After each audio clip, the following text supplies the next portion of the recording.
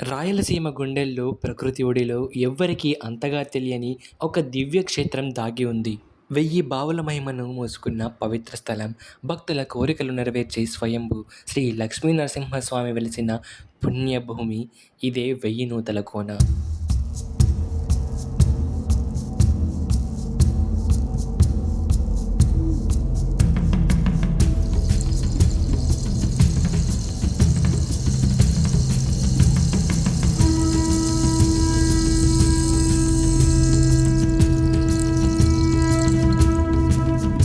Hare Krishna everyone, welcome to my channel.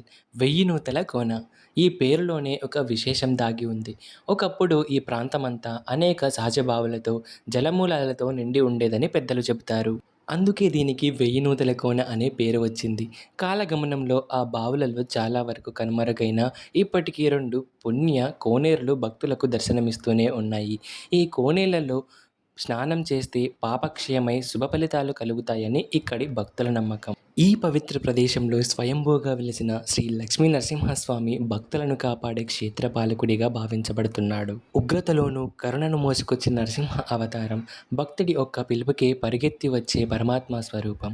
ఆ స్వామి ఇక్కడ లక్ష్మీదేవితో కలిసి వెలిసి భయాలను తొలగించి భక్తులకు ధైర్యం ప్రసాదిస్తాడని విశ్వాసం.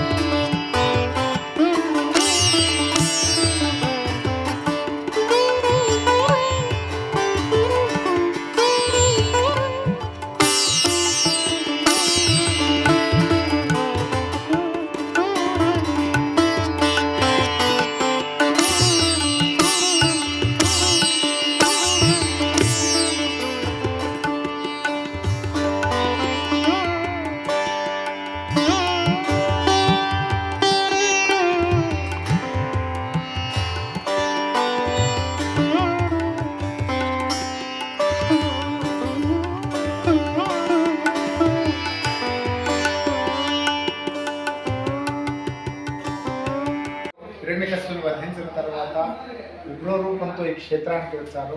స్వామి యొక్క ఉగ్రాన్ని శాంతపరచడం కోసం దేవస్థానం చుట్టూ ఉన్నటువంటి కలిసి అభిషేకం చేసినప్పుడు ఇక్కడ స్వయంభూగా వేశారు.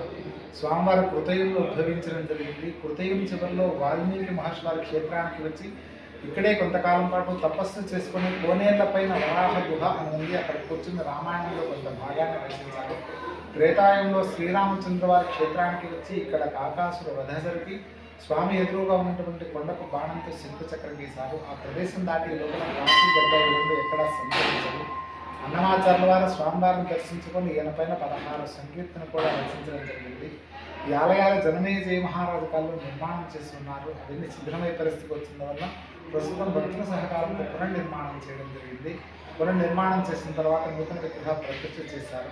ఇక్కడ వైశాఖ శుద్ధ పౌర్ణమికి బ్రహ్మోత్సవాలు, సంక్రాంతి రోజు పార్వతోత్సవం, కళ్యాణం ఉంటుంది. ఇది ఇక్కడ స్వామివారి విశేషం.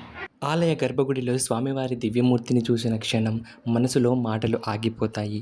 ఆ కళ్ళల్లోని కరుణ, ఆ రూపంలోని తేజస్సు, ఆలయం నిండా వ్యాపించిన ఆధ్యాత్మిక స్పందన చూసిన ప్రతి భక్తుడి మౌనం భక్తిలో ముంచేస్తాయి. ఇదిగో ఇవే ఆ పవిత్ర కోనలు. చల్లని నీటి జలజలలు, కొండల ప్రతిధ్వని, ప్రకృతి మధ్య దాగి ఉన్న ఈ తీర్థం భక్తులకు అమూల్యమైన వరం. ఇక్కడ స్నానం చేసి స్వామిని దర్శిస్తే శరీరానికి శుద్ధి మాత్రమే కాదు, మనసుకు పవిత్రత లభిస్తుందని చెబుతారు.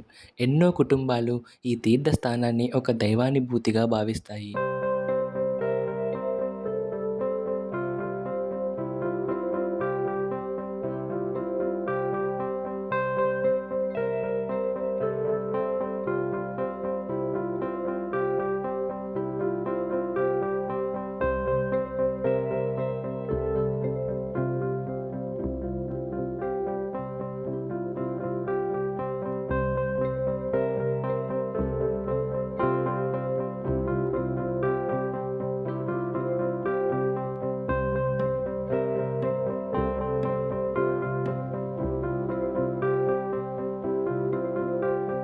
పెద్ద పెద్ద గోపురాలు, బంగారు మండపాలు ఉన్న చోట్లే కాకుండా ఇలా ప్రకృతి మధ్య దాగి ఉన్న నిశ్శబ్ద క్షేత్రాల్లో కూడా పరమాత్మ శక్తి అదే విధంగా అనుభూతి అవుతుంది.